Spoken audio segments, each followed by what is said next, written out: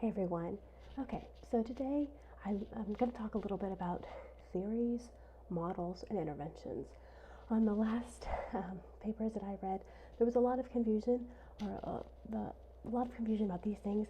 They're being used interchangeably when they're actually very different things. So I wanted to spend a little bit of time to kind of tease out what the differences are, make sure it's clear to everybody in the class. If after watching this video, and I'll keep it short, it'll only be a few minutes, watch the entire thing. If after the end of this you still cannot clearly identify what is a theory, what is a method, and what is a technique or an intervention, please email me, because this is a very, very significant thing to understand. Several of you have used the word theory and techniques interchangeably, or you call theories models when they're not models, and it's very important to understand the differences. So we're going to spend a little bit of time on that. Okay, one, theories.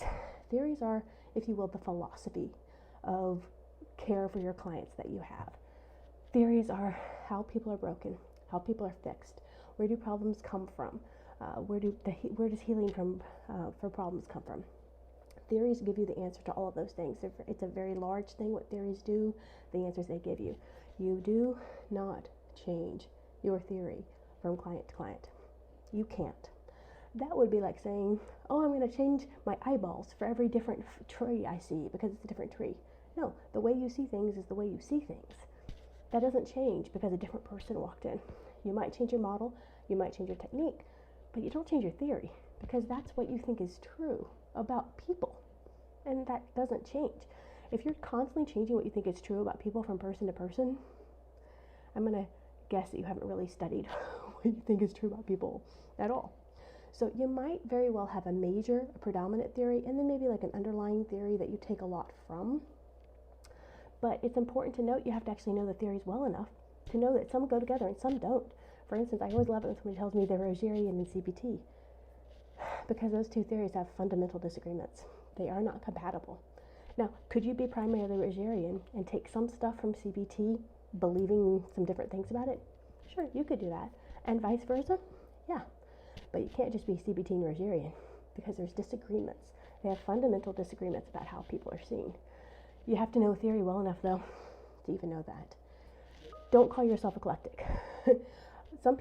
Most people who call themselves eclectic, the vast majority of people who call themselves eclectic because they don't want to have to do the work that it takes to actually learn a theory.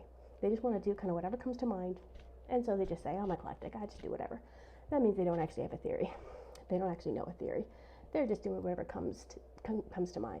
This is highly unethical. First of all, it's just lazy.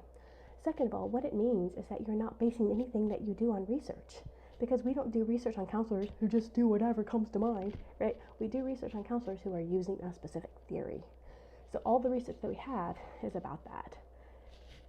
You need to be practicing within what's supported by evidence, and doing your due diligence, using your education, and not just doing whatever comes to mind.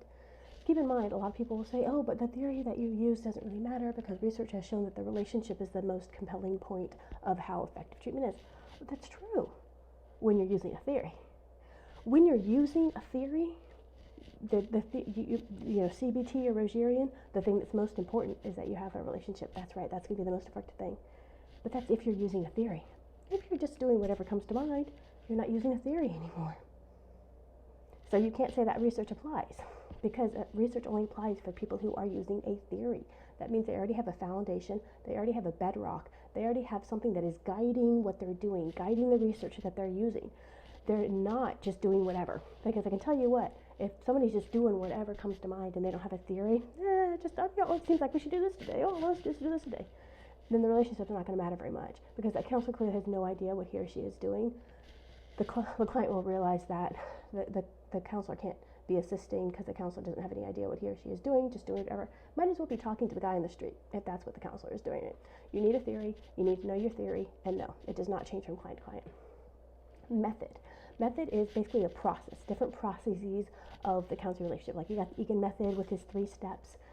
That does not, you can use, some theories lend themselves better to some models, but generally speaking, any theory can be used with any model. Again, generally speaking, there's some some models and some theories that would be hard to work together. But a model is just the process. It's the specific process that you're going to use to go through counseling. Step A, step B, step C. That's the model. It's not the theory. It does not tell you how a person is broken. It does not tell you how a person is fixed, other than these general steps. But it is not giving you the big overarching picture that a theory is. Okay, that's a model. Then you've got techniques or interventions. Techniques are the specific thing that you will do in a session. Techniques, though you won't just do any theory that comes to your head based on the client that you have, your techniques will change a great deal with the client that you have. And techniques are much more interchangeable between theories with an understanding of your theory in order to be able to change them. Again, key here is you have to understand your theory.